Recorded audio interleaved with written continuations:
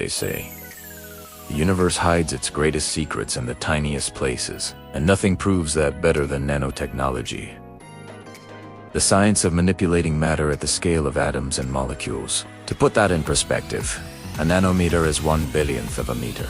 That's so small that a single human hair is about 80,000 nanometers thick. At that scale, the ordinary rules of physics begin to bend, and materials behave in ways that seem almost magical. Nanotechnology started as an idea, first imagined in 1959 by physicist Richard Feynman, who famously said, "There's plenty of room at the bottom." He predicted that one day we would be able to arrange atoms one by one, building materials and machines far smaller than the eye could see.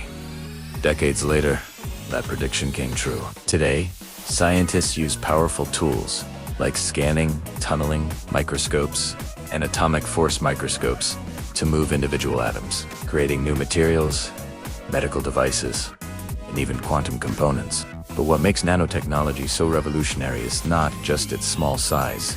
It's the control that gives us over nature itself.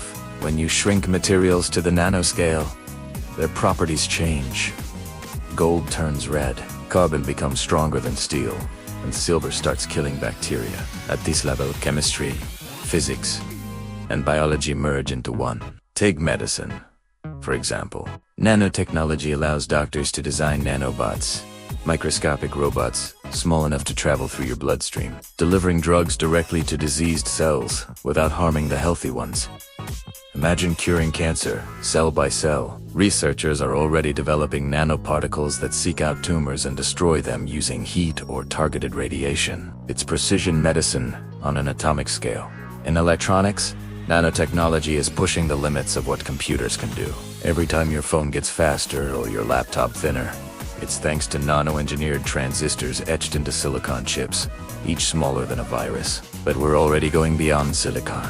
Scientists are creating graphene, carbon nanotubes, and quantum dots materials that could redefine computing, energy, and communication forever. A single sheet of graphene is just 1 atom thick, yet it's 200 times stronger than steel, and conducts electricity. It could one day replace nearly every wire on Earth.